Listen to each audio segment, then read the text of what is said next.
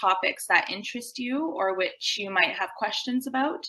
And then, each speaker is going to give a short description on what they will be discussing in the breakout rooms, and that'll help you kind of decide where you want to be. After the breakout sessions, we will rejoin back to the main lobby with the entire group, and we'll have another 30 minutes for questions. Just a few housekeeping items before we welcome our speakers. If everyone could just wait until you're in your breakout rooms to ask any questions directly to the speakers. And if you don't feel comfortable unmuting yourself, you can post in the chat if you'd like. Today's session will be mainly in English, but you're welcome to ask any questions or make any comments in French or English. Donc, la session aujourd'hui sera majoritairement en anglais, mais vous pouvez poser vos questions en français directement ou dans le chat. So if there aren't any other comments or anything, Sandra, do you have anything to add before we start? Nope, that's perfect. Good. Okay, so let's get started. So like I said, first we're going to have our English recorded message from two staff from the local military family services in the NCR. So just a quick introduction, the MFS NCR is committed to working with families in the National Capital Region so that they can plan and prepare for the unique challenges that make being in the military and occupation different from any other. And then afterwards, we will be playing the same presentation in French. So I'll give Sandra a couple of seconds to start that video presentation.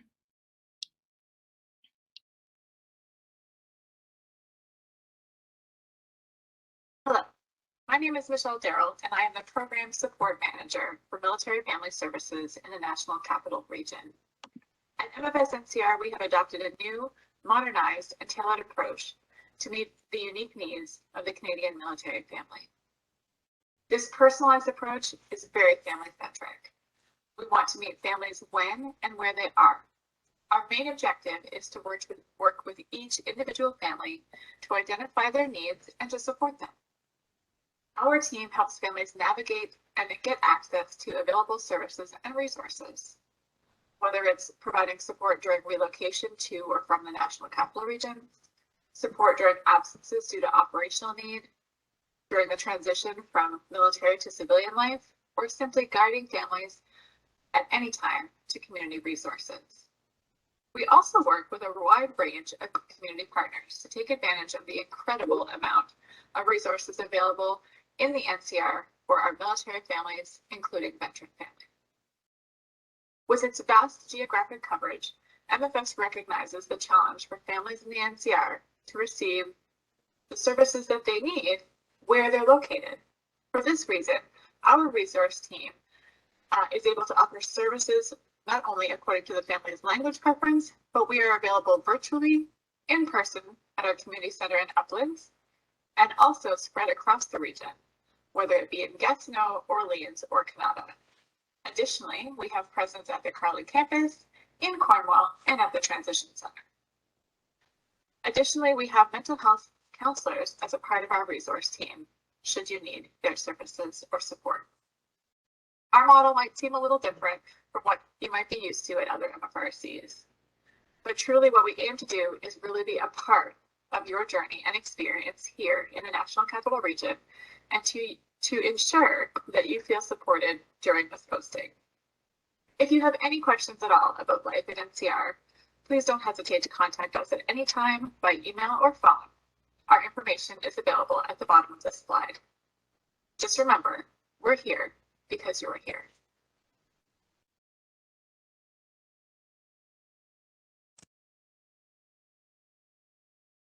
Bonjour, mon nom est Ika Jurek et je suis la gestionnaire de la mise en œuvre des programmes au sein des services aux familles des militaires de la région de la capitale nationale.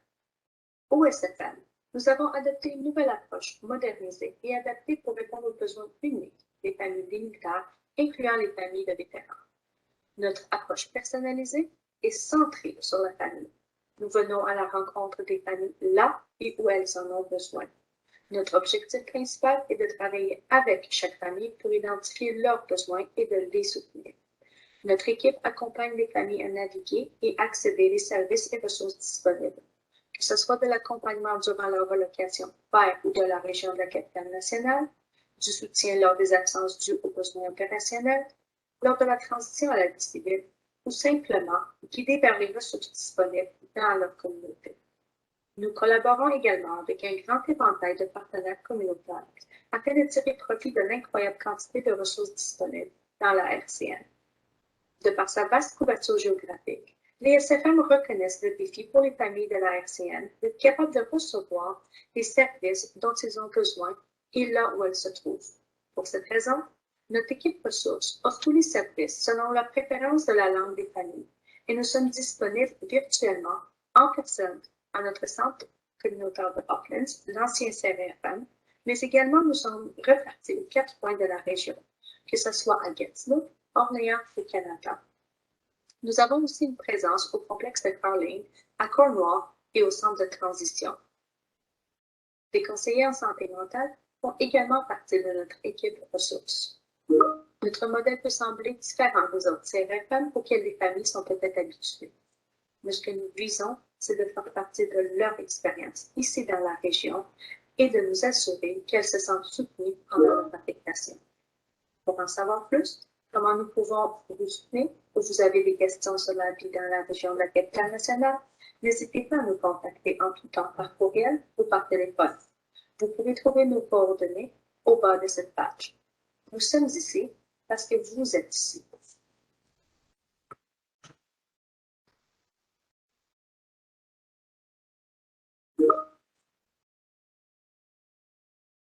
You're muted. Sorry. So like I said, now we're going to move on to our live speakers. We have 4 of them. We're going to start with Margaret.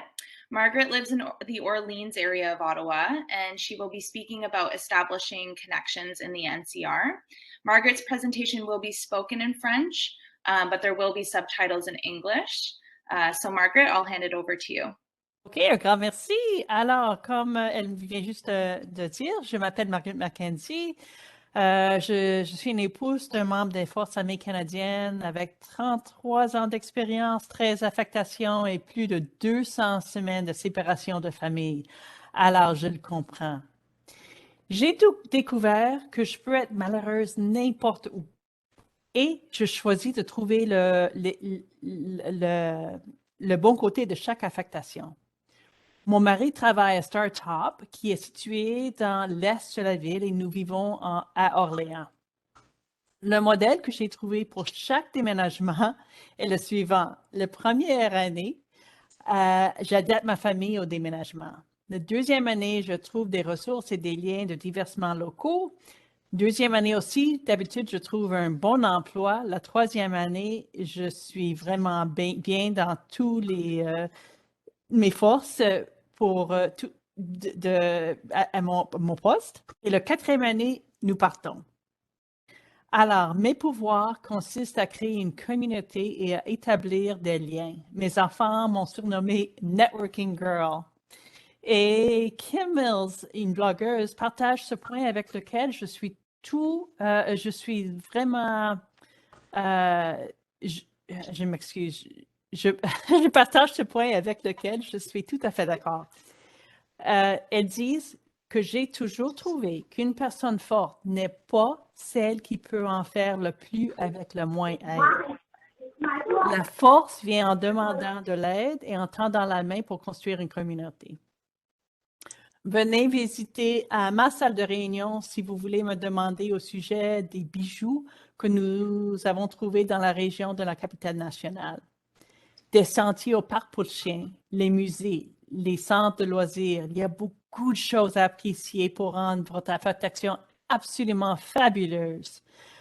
Je peux partager quelques idées que j'ai utilisées pour créer une communauté. Par exemple, pour cette affectation ici, j'ai apporté des biscuits de Noël à chacun de mes voisins pour souhaiter la bienvenue à notre famille dans le quartier.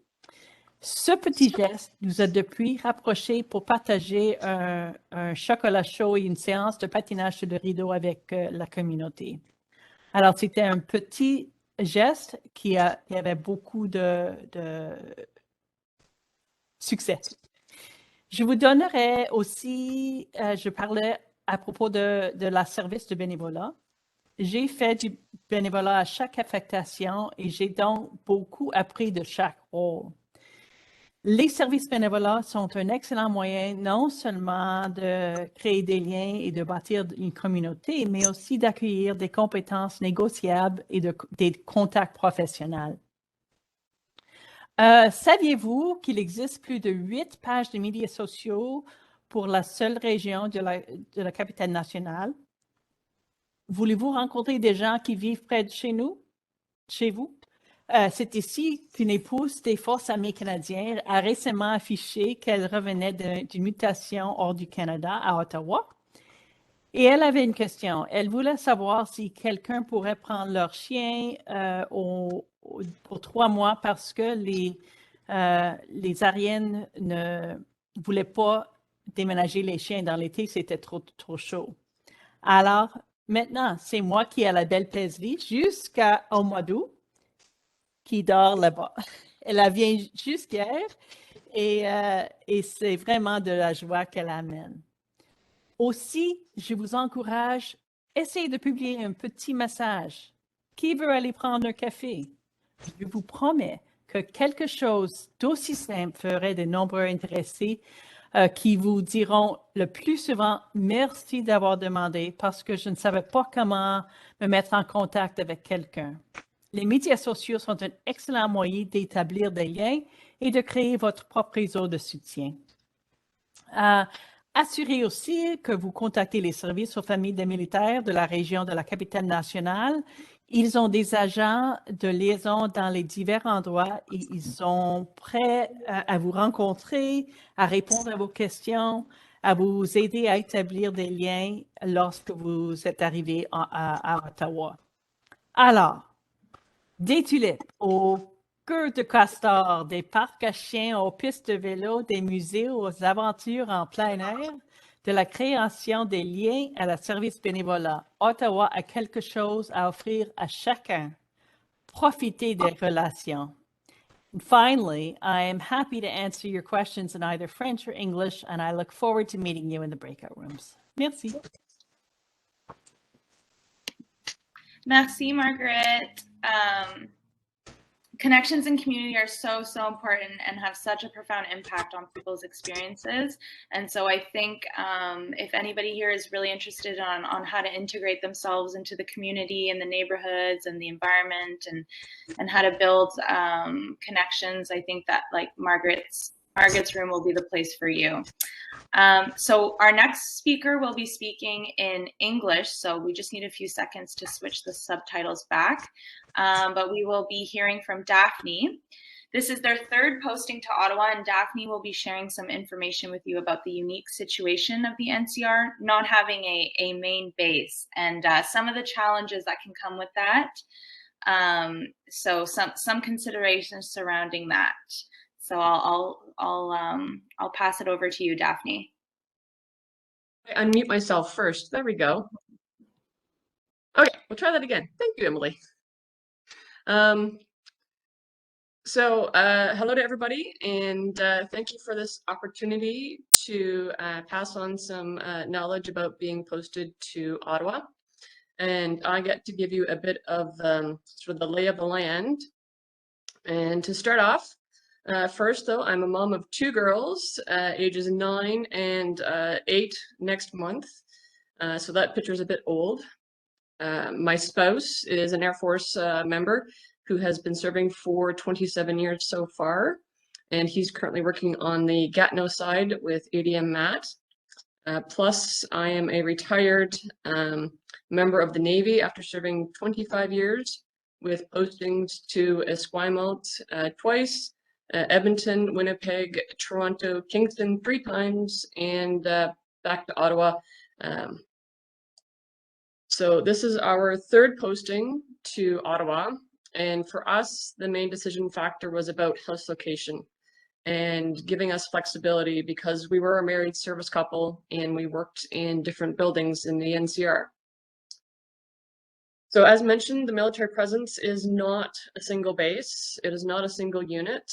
D&D and CAF units are spread out in 70 different buildings That's 7-0, and ergo the reason why they started working on Carling campus, which is the new main building, which is out on the west end that you'll see on the map there, out in Canada. There's also the old NDHQ building, which is 101 Colonel By, which is downtown. Like I said, ADM Mat is kind of a campus as well. They've got a few buildings over on the Gatineau side, being 455 Boulevard de la Carrière, and Hotel de Ville and Institut Center and a couple other Queen's Printing Bureau. Then there is Startop, which is sort of at the crossroads. It's kind of on the east side of Ottawa proper towards Orleans. And then we've got CFS Leitrim, which is down south, east of the airport. And then you've got Uplands, which has got the MFS building and all the PMQs, which is also right at the airport. So one of the biggest challenges with living in Ottawa and Gatineau is, of course, the housing market, especially if you want to buy, given the fact that prices have been increasing steadily over the years. But it seems like the last 2 years have caused prices to skyrocket. So there are currently lots of families who live in sort of the outer suburbs. So Canada-Spittsville out on the west end and Orleans out on the east end. As well, there's lots of folks who have chosen to live on the Gatineau side, either in Elmer, Chelsea, or the Gatineau proper. However, there are many more that have chosen to live outside the main city limits in smaller towns in the region, including Arnprior, Carleton Place, Kempville, which is sort of down south, Russell, Embrun, and then Rockland and Cumberland out on the east end. The choice between Ottawa or Gatineau will definitely be a personal one for you, and because there's lots of factors at play: housing prices, property taxes, provincial taxes, age of kids. Especially if you have younger kids, then the daycare option on the Gatineau side is definitely a lot cheaper. So if you know that you're going to get posted to one building and one location, then it might help you out to determine where is best for your house. So if you're posted to Leitrim down south, then buying something down in Embrun or Russell would be obviously a more affordable option and shortening your commute a fair amount. But if you are at risk of being posted to different buildings over your time here, you need to factor that in terms of picking your location. But given all that, your real estate agent will be the best one to help you out with all your housing needs, unless, of course, you're looking at going into the PMQs, which are located in Uplands and on the south side. So once you've figured out house locations, your next challenge will be to determine your transportation and finding out whether or not you have access to parking at your building or if you need to take transit, which will have to be a factor as part of your additional costs when you come to Ottawa. Because some buildings have access to D&D supported parking that you must pay for, unfortunately. Other buildings will have access to commercial parking buildings, and then other buildings are just easier to get to via the transit systems. The best places for parking are generally on the Gatineau side or Leitrim, and then most of the other buildings have limited parking and long wait lists. With regards to transit, the Ottawa side is normally very great and efficient, but of course now with the O train and the extensions of the different transit ways, there's lots of construction, which is causing other delays in terms of transit and even affecting traffic. As for the Gatineau, there is a bus system there, but it is not as efficient as the Ottawa side. So for us, like I said, the advanced research into locations and transit and parking was really key in determining whether or not was key in determining our best quality of life here in Ottawa. So I thank you for listening, and feel free to ask me any other questions in the breakout room I can give you some more answers in terms of transit times in general from different locations, and I've got a few more parking links that I will send to Sandra so that she can add that to her list. So thank you. Thank you, Daphne. The NCR really is a unique base, and it is so spread out, and it crosses the 2 provinces, and there can be a lot of challenges associated. So I think your insights will give people a lot to consider with their posting. So if anyone needs more information about that, Daphne is the person you want to talk to. Next, we have Heather. Heather will be sharing some tips that helped her obtain a government position, and she's going to discuss some resources and tools that may be helpful to you with your posting here. So I'm going to pass it over to Heather. Thank you, and thanks for having me today. So my name's Heather. I'm a military spouse. My husband works at StarTop in the East End. This is Henrik, if you can see him. He's joining me today.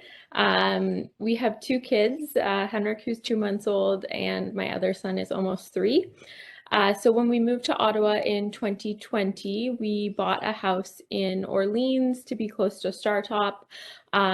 It was tricky then, so I can only imagine what it's going to be like now. We ended up getting quite a fixer-upper and have had fun renovating it over the past couple years. Upon coming to Ottawa, we had to look for daycare. So if any of you are going to be in that situation, I'm happy to share some advice. The wait lists are long and they can be pricey. However, with recent provincial announcements, there is hope in terms of the pricing issue. And I've also given birth in Ottawa within the past couple of months. So if that's something that you think you'll be doing, I'm happy to just provide some advice or share what my experience was like in Ottawa for that. But primarily, I'll talk to you about what it was like looking for a job. It took me probably almost a year to secure a federal government job, and it was something that I really wanted to do as a big employer in the NCR. So I was looking during the pandemic. So there was lots of work from home opportunities, which was great as well. Applying to the federal government is very different than any other job in the experience that I had. It's not a simple, send in your resume and cover letter. Typically, they rely a lot on asking you questions and you answer those questions. So in terms of what I'd recommend, the first step I recommend is creating an account on GC Jobs. And that is where the government posts all of their kind of open jobs. And what you can do is you can sign up for alerts so that every morning you'll get an alert of jobs that fit the certain categories that you've applied to. So you kind of put in the types of jobs that you're looking for and you can get an alert when those jobs are posted. There are other initiatives like the Military Spouse Employment Initiative that can help military spouses specifically, but you also apply to that through the GC Jobs website. Also, when I was first starting to look, or towards the end of my search actually, HR Go RH was started by DND, and it's the DND civilian side recruitment app. So definitely take a look at that if you're interested in a job with DND. As I mentioned, they base a lot of the applications on questions. So what I started to do and what I'd recommend is start just a Word document where you input all the questions and your answers to the questions, because it can be tedious and time consuming to constantly answer kind of similar questions for each job posting. Another thing that I learned from someone else before me was that oftentimes the government job postings will have an opening window of, say, 6 months. So you have 6 months to apply. But they do start picking candidates out of that application pool right away. So if you see a job go up that you're interested in, it's best to apply as soon as possible. Because they get so many applicants, sometimes they start picking out of those pools within the first day because they simply can't handle the volume of people that are interested. In addition to that, when you are answering the questions, put as much detail as possible and include months, days, years of when you did specific things that you are referring to. Detail and specificity is key when applying. There's also a lot of resources out there that I can share in the chat of, different books that can help you apply to government jobs, as well as different Facebook groups where people ask questions about certain postings.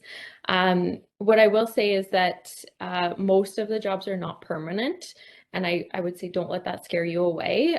You can usually, get more contracts or contracts extended or work your way into a permanent job eventually. As well, I am unilingual, so I'm learning French, but I'm no good at it. So if you do only speak one language, there is hope for you. It is a bit harder, but there are unilingual federal government jobs. So I'll leave it at that. But if you have any questions about applying to the government or daycare or childbirth in Ottawa, I'm happy to answer them. Thank you, Heather. It sounds like a great session. We know employment can be a big challenge for so many spouses, so I'm sure you'll have a lot of interest in your room. So we'll move forward to our last but not least. We have Patricia. Patricia is currently living in the Riverside South area of Ottawa, and Patricia will be speaking on the topic of being posted with children. So I'll hand over the mic to Patricia. Thanks. Hi. We are currently on our third, hopefully last, posting to Ottawa. We moved here officially in 2004, and then again 2013, and then lastly in 2019. I've personally moved with the military both as an adult and a child. My dad was in the PPCLI. So I've lived across most of central and western Canada. I've had 2 postings overseas, one as a kid and one as an adult. So I know what outcans are like when you come back. And I know firsthand that moving for everybody is really difficult. I have personally moved at various ages. And so whether it's little kids, teens, adults, everybody is affected by it differently. So as a result, all that is to say, is I've got a pretty good idea of how kids cope and what things can help them adjust to their new surroundings. So I've also moved to Ottawa specifically in different stages of my own adulthood. So the first time was when we were newly married. Technically, we weren't married yet, but he was on IR. The second time we had very, very young children. And then most recently when we moved, I had 2 tweens. So that's an interesting age. And now they're heading into high school. It's freaky. Anytime that we've moved, their needs have been different. And whether it's been, proximity to parks or within walking distance of school or near friends that they already had, because this, for the kids anyway, they had already been to Ottawa once before. So on our last move, we chose to move to the same neighborhood that we had left so that the kids could go back to the same school where they had been and hang out with the same friends who they had kept in touch with. So anytime we moved, no matter what the location, both when I was a kid and as an adult, we went on a recce of our neighborhood. That's the Army influence in my family. And we explored our street. Maybe if we saw kids playing down the street, went and introduced ourselves. We checked out the corner store, and we always went and looked at the school. We have made a point, and I know this doesn't work for everybody, and I'm not saying it's the right way to do it. It's what worked for us. We have always taken our kids on our house hunting trips since they were born, because it helps them, at least I personally feel it helps them to feel more involved. It's a lot of work, and it's not for everybody, like I said, but I think it makes a difference. The kids kept notes, for example, on our last trip about every house that they saw, and we discussed it. They saw, there's 4 different school boards in Ottawa. And so we took them to different schools to see which ones they would have a preference to. They feel like they get a say, even if they don't get the final say, they feel like they're involved, which made a big difference for my kids anyway.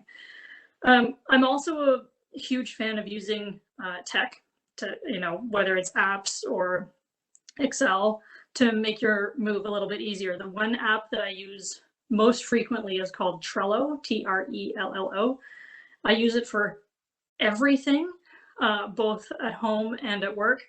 It's a fantastic app. It's super customizable. It's list based, but you can You can use it for all kinds of things. It's really, really, really handy. One of the things I used it for example, when we last moved, was a list of things I needed to go through in my own house when we had a showing, when we were selling it, so that I didn't have to remember every time, because you got enough things to think about. I just opened up my list and I could check it off as I went through, and it was easy peasy. I also love Excel, and I use it a lot. For our last move from Europe back to Canada, I made my own household inventory spreadsheet because the one provided by DND wasn't good enough, and I'm happy to share it if anybody wants it. So I find it really, really helpful for keeping track of things.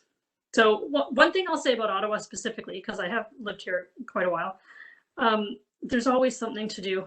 I know the weather, and like yesterday it was -15. The weather isn't everybody's favorite thing, but it is a city that very, very much embraces winter.